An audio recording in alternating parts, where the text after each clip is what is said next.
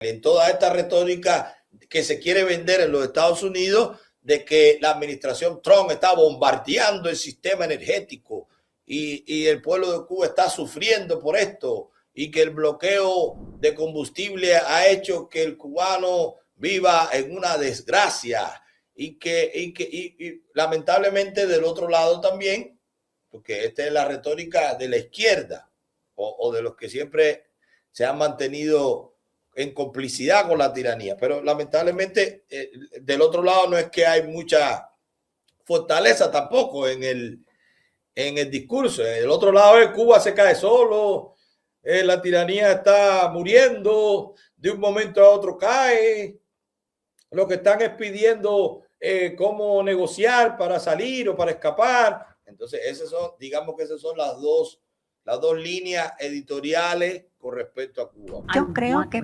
puedo hacer lo que yo quiera con Cuba. ¿Usted toma en serio las amenazas de Trump? A ver, yo creo que en los últimos días se han dicho muchas cosas, no solo por el presidente, sino por otros funcionarios del gobierno de Estados Unidos, pero estamos dispuestos a defender esa paz que queremos. Por lo tanto, no nos intimidamos. Y nosotros no queremos que nos tome ni la sorpresa ni la derrota. Esa es una de las interpretaciones que se le pueden dar a esta amenaza y cuál es la posición de Cuba. La otra interpretación que se le puede dar es cuando hablan de que Cuba se caerá por sí sola y nos tratan de poner una etiqueta de Estado fallido o de país que va a colapsar, lo cual está negado por la realidad, como un país como este en 67 años ha soportado todo tipo de presiones, de agresiones e incluso durante más de 60 años. Bueno, ahí lo tienen. Por un lado, la media norteamericana, aunque una diga que pobrecito, que están sufriendo y que es por culpa de la administración, y la otra diga que ningún pobrecito, que son asesinos y que es por culpa de ellos mismos, pero las dos coinciden en que se puede caer sola. Y eso sería una ventaja en una negociación, porque se excluye la fuerza, porque se excluye la violencia, porque se excluye las armas. Y en ese terreno de sin violencia, sin armas, sin fuerza, la tiranía tiene ventaja porque chantajea, porque tiene debajo 8 millones de cubanos en la más absoluta pobreza y dice, bueno, si tú no abres, ellos mueren, yo no voy a abrir. Entonces, pero aún así, él dice que no, para que ustedes vean que quien no quiere hablar y quien no quiere dialogar, esto es para si queda algún comunista con la intención de creer que la tiranía sí está abierta, para que ustedes vean que quien no quiere hablar, quien no quiere dialogar, quien no quiere establecer ningún tipo de acuerdo es Raúl Castro, porque manda a su títere a decir, no, ellos podrán decir lo que sea, pero aquí estamos listos para luchar, para pelear, para morir, y el pueblo no se va a dejar vencer, ni doblegar, ni atacar. Eso es lo que está diciendo él. Ya te queda claro en el primer fragmento. Los primeros 53 segundos ya te dicen quién no quiere hablar en realidad. Pero vamos a otro fragmento. Póntelo ahí, George. Quiere tomar a Cuba como ha hecho con el presidente Maduro en Venezuela, como ha hecho en Irán, donde ha matado al líder supremo. ¿Pudiera ser usted arrestado o asesinado por el gobierno de los Estados Unidos, piensa usted? Es una pregunta muy interesante. A mí nunca me gusta que se hagan paralelismos entre Cuba y otras naciones. Está incluida la convicción de que estamos dispuestos a dar la vida por la revolución, por la causa que defendemos. Por lo tanto, para mí eso no es una preocupación. Si llegara el momento, no creo que haya justificación para que los Estados Unidos provoquen una agresión a Cuba o para que los Estados Unidos traten de dar un golpe quirúrgico o el secuestro de un presidente en Cuba. Si se produjera, hay combate, hay pelea. Nos defenderemos y si nos toca morir, moriremos porque, como dice nuestro himno nacional, morir por la patria revolucionaria. Por lo tanto, eliminar a una persona dentro de la estructura de dirección de la revolución no resuelve ningún problema. Al contrario, hay cientos de personas que están en condiciones de ocupar esa responsabilidad y de manera colectiva decidir. Y estamos preparados para enfrentar cualquier tipo de situación. Bueno, ahí lo tienen. Primero, fíjense, Díaz-Canel es el default man. Y esto es la visión mía personal. Díaz-Canel es el default man. El default man en cualquier negocio o en cualquier política es la figura que tú tienes ahí para cuando se ponga más tenso, quitarlo, eliminarlo.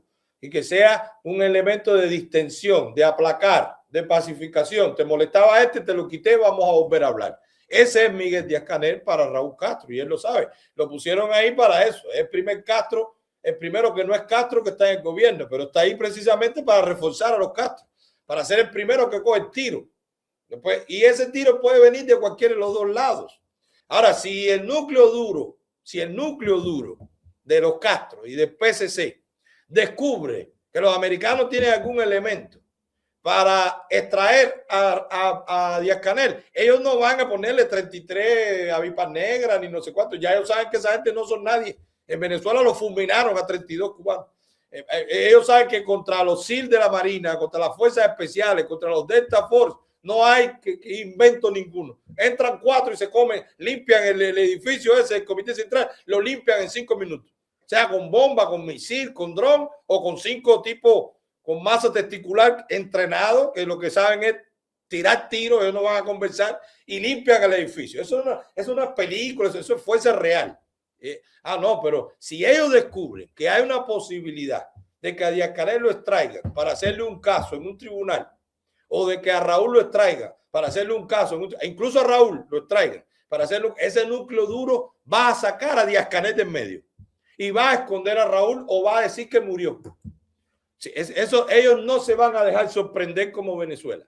Pero a él le están diciendo tranquilo que no hay ningún juicio contra ti, echa guapería que no hay problema, por supuesto, pero el echa guapería que no hay problema es que lo peor que pueda pasar va a ser contra él.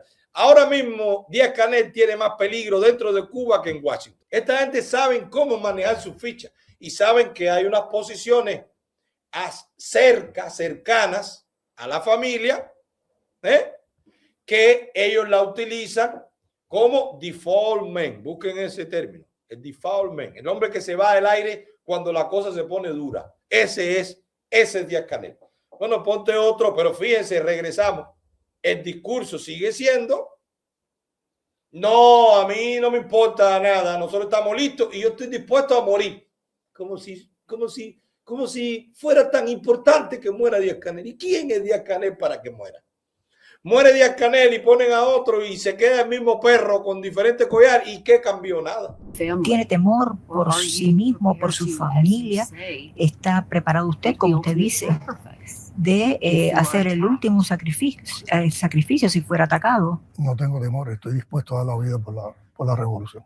Por supuesto, no me gustaría. La voz está rajada. No tengo temor. Tengo miedo.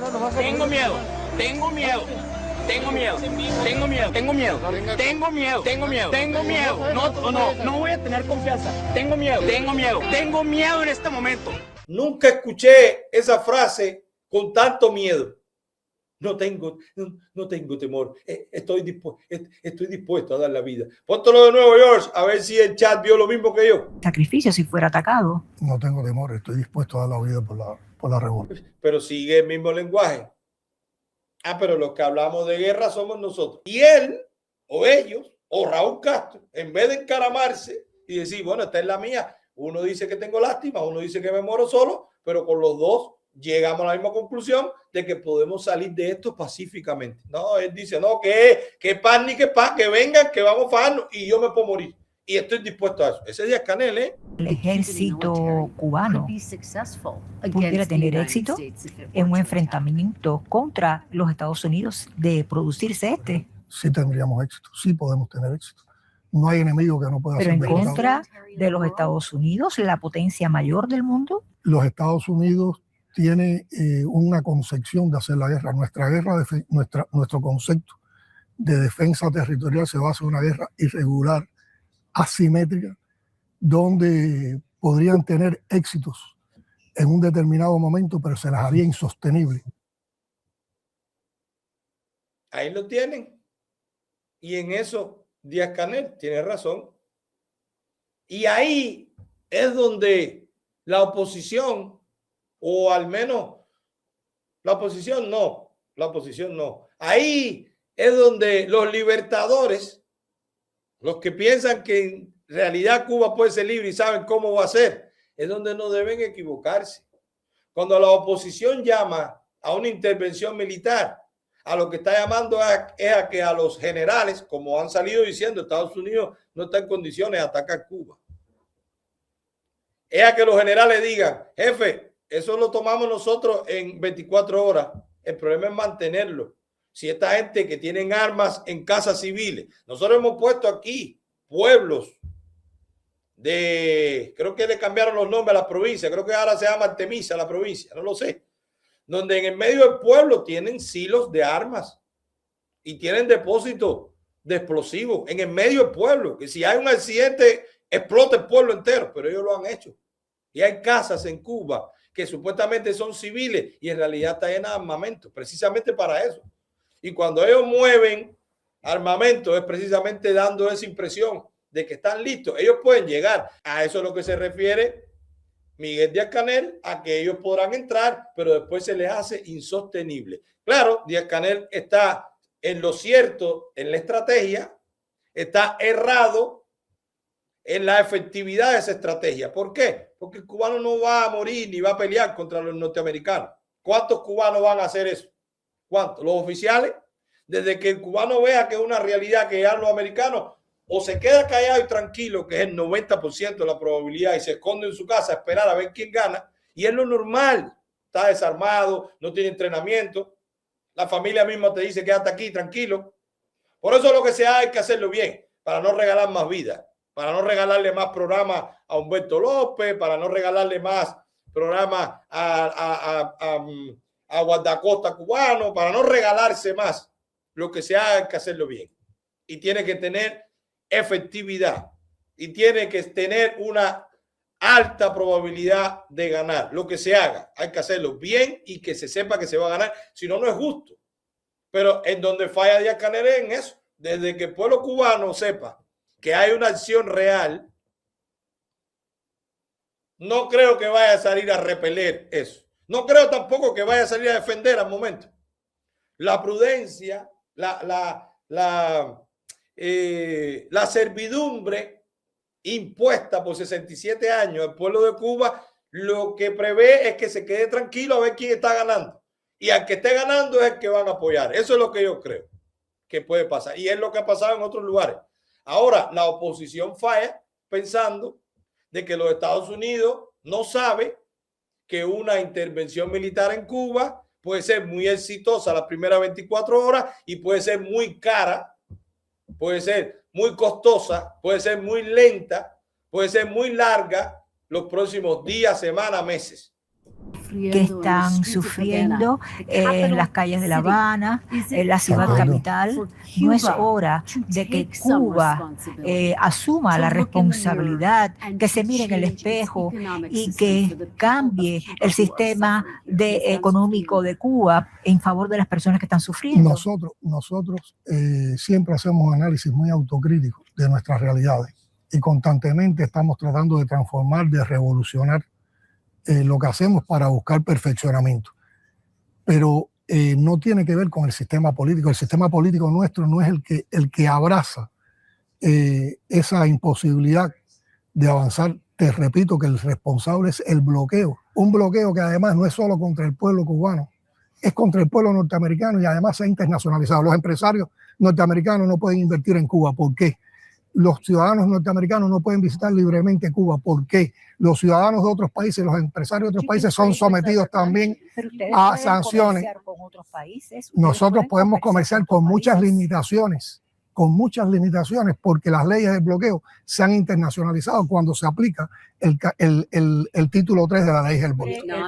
Pero China y Vietnam han abrazado el sistema unipartidista y han hecho cambios. ¿Por qué Cuba no pudiera ser China y Vietnam son países que construyen el socialismo. China y Vietnam en un momento también tuvieron las consecuencias de medidas coercitivas de sanciones por parte de los Estados Unidos y estuvieron bloqueados. Bloqueos que duraron menos tiempo, duraron aproximadamente una década. Cuando salieron de esos bloqueos, tuvieron toda la posibilidad entonces de desarrollar sus capacidades de construcción socialista. Aplicaron un grupo de reformas y con esas reformas han demostrado que el socialismo con un único partido al frente es viable y logra demostrar importantes desarrollos económicos, sociales, tecnológicos. Y China es una potencia importante en el mundo. Bueno, ahí lo tienen, señores, y esta pregunta le vino a él como anillo al dedo, porque él trata de establecer el punto de que no es el socialismo el que no funciona, sino es el bloqueo el que no deja que el socialismo funcione bien. Y claro, se agarra al final de que China es comunista, Vietnam es comunista y los dos funcionan porque no tienen bloqueo. Y cuando tuvieron bloqueo no funcionaba, cuando le quitaron el bloqueo funcionó. Bueno, primero, cuando él hace las preguntas, ¿por qué el empresario norteamericano no puede invertir en Cuba? Porque no hay respeto a la propiedad privada. El empresario norteamericano que quiere invertir en Cuba ya lo está haciendo. O Hugo Cancio no es norteamericano. O no hay cubanoamericanos que tienen MIPYME en Cuba y que compraron fábricas, no lo hay. O no hay norteamericanos con compañías hechas en Panamá invirtiendo en Cuba. O con compañías hechas en España invirtiendo en Cuba. Lo hay. Por tercer país, por cuatro, se estarán buscando, están violando una ley americana, pero lo hay. Algunos buscan la OFA, o no está la Crowley, la compañía de transporte marítimo, que es la única que tiene licencia para llevar y traer contenedores de Cuba a los Estados Unidos. Sí hay comercio con los Estados Unidos, o no hay granjeros o frigoríficos norteamericanos que venden pollo, que venden alimentos, carne a Cuba. Sí lo hay. Ahora, invertir en Cuba es que tenga garantía a la protección y la defensa de la propiedad privada, a su propia inversión, que haya un ambiente legal, que haya peritaje, que haya justicia, que haya tribunales, que tú puedas proteger tu inversión, que haya un mercado interno que no solo dependa de la exportación. Eso no es por el embargo, eso es por el socialismo. Y cuando hablamos de China o de Vietnam, ahí es donde, y esto es muy común, los políticos apelan a la ignorancia de su audiencia. Y aquí incluyo a la periodista. Porque cuando a usted le digan que China, aún siendo comunista, ha tenido éxito en el capitalismo y no le digan el apellido, que ese éxito es gracias a los Estados Unidos, o no fue Nixon quien abrió la economía china a los Estados Unidos. Y no fueron las políticas regulatorias de los Estados Unidos que hicieron que empresas americanas se fueran a fabricar en China. Porque allá entonces no había regulaciones ambientales, porque no había regulaciones laborales, porque no había regulaciones impositivas y porque tenían garantizado el comercio, el mercado en los Estados Unidos produciendo más barato en China. Y eso fue gracias a políticas norteamericanas, no a que el socialismo funcionara. Señor presidente, ¿está usted en conversaciones directas con el secretario de Estado Marco Rubio? ¿Tiene usted confianza en él? Nosotros estamos en conversaciones y estaremos en conversaciones siempre que Estados Unidos esté dispuesto con el representante del gobierno de los Estados Unidos que se decida por parte de ese país para tener las relaciones con nosotros. Sobre los detalles, a ver, los procesos de conversación son procesos complejos. Son procesos donde primero se establecen canales de diálogo. Después hay que construir agendas que permitan debatir y que permitan conciliar intereses comunes. Pero ¿le ha usted hablado con el secretario Rubio? No, yo no he hablado con el secretario Rubio, no conozco al secretario Rubio.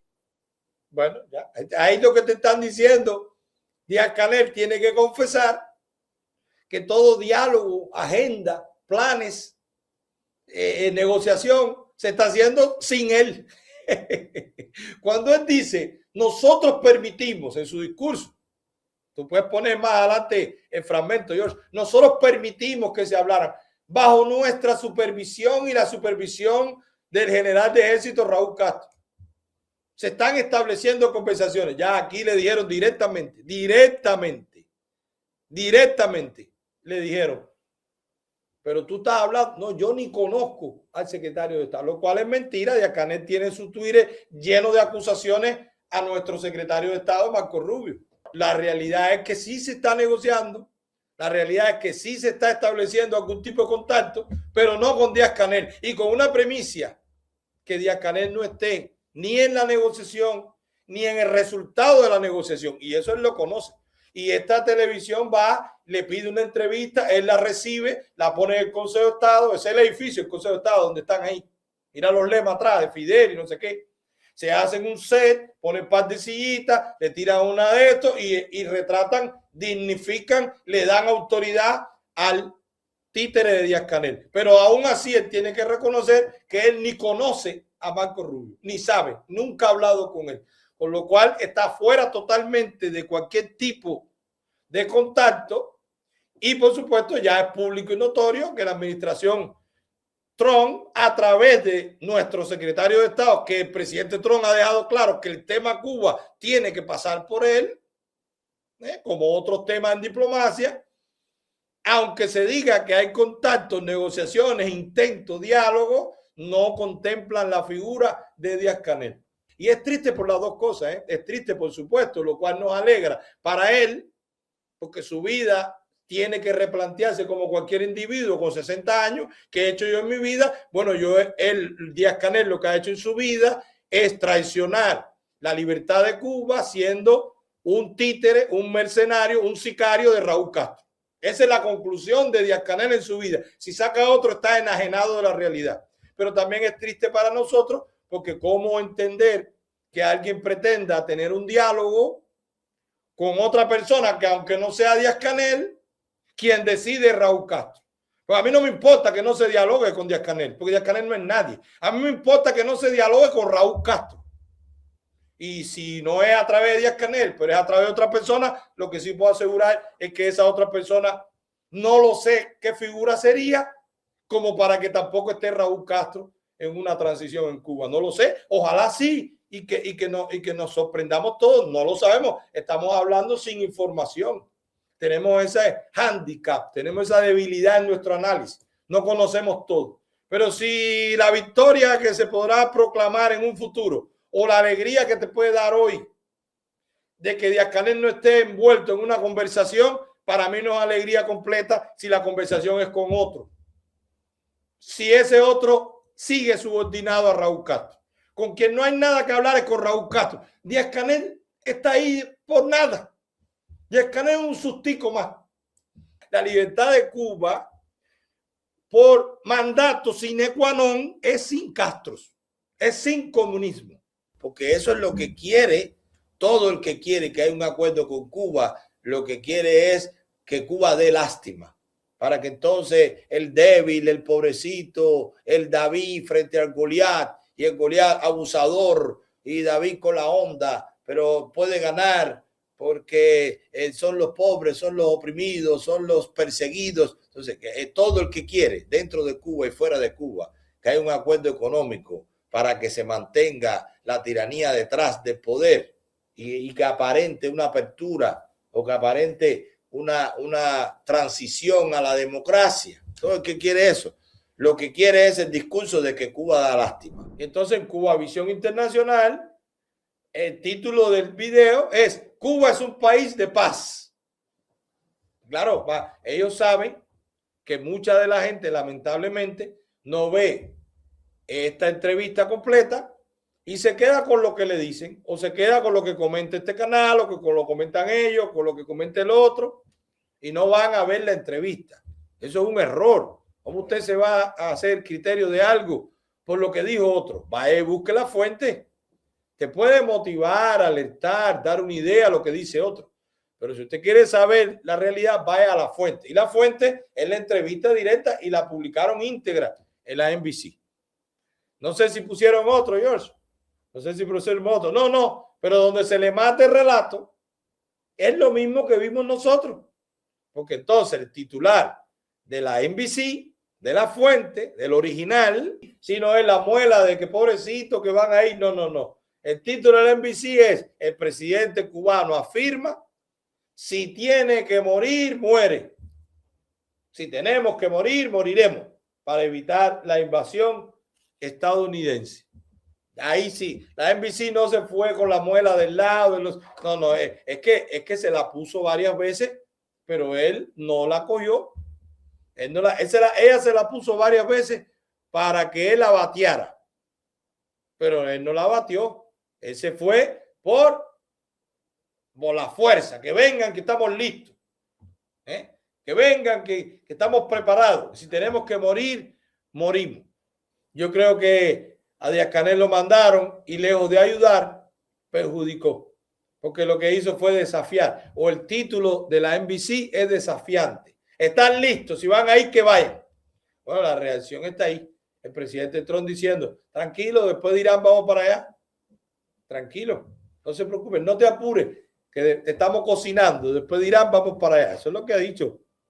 Eso es lo que ha dicho el presidente Trump cuando le volvieron a preguntar después de la entrevista por el tema Cuba. Y lo dijo, Cuba está ahí después de Irán. Después de Irán nos ocupamos de Cuba. Ahí está.